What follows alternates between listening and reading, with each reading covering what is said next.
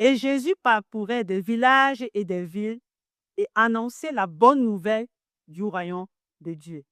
Une grande foule et des gens de diverses villes vinrent auprès de lui et il leur raconta cette parabole. Un semeur sortit pour reprendre sa semence. Comme il semait, une partie de la semence se retrouva sur le bord du chemin, qui fut foulée aux pieds et les oiseaux du ciel la mangèrent. Une autre partie tomba parmi les pierres. Elle poussa et sécha par manque d'humidité. Une autre partie se retrouva parmi les ronces. Elles poussèrent en même temps et l'étouffèrent. Une autre partie tomba sur la bonne terre. Elle poussa et donna du fruit au centuple. Ainsi Jésus s'écria, que celui qui a des oreilles pour entendre, entende. Ses disciples lui demandèrent l'explication de la parabole.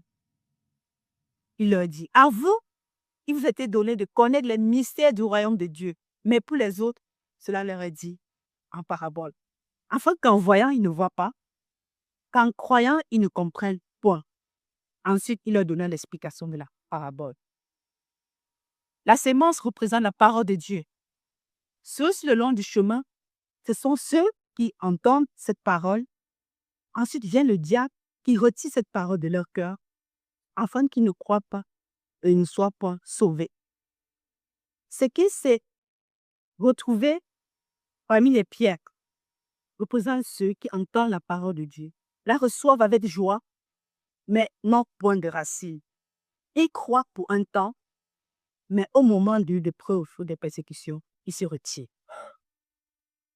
Ce qui est tombé parmi les épines représente ceux qui, ayant entendu la parole de Dieu, se laissent étouffer par les soucis de la vie, par les plaisirs de la vie et par des richesses. Ils ne donnent pas de fruits mûrs. Et ce qui est tombé dans la bonne terre représente ceux qui entendent la parole de Dieu avec un bon cœur honnête, la retiennent et portent du fruit par la persévérance.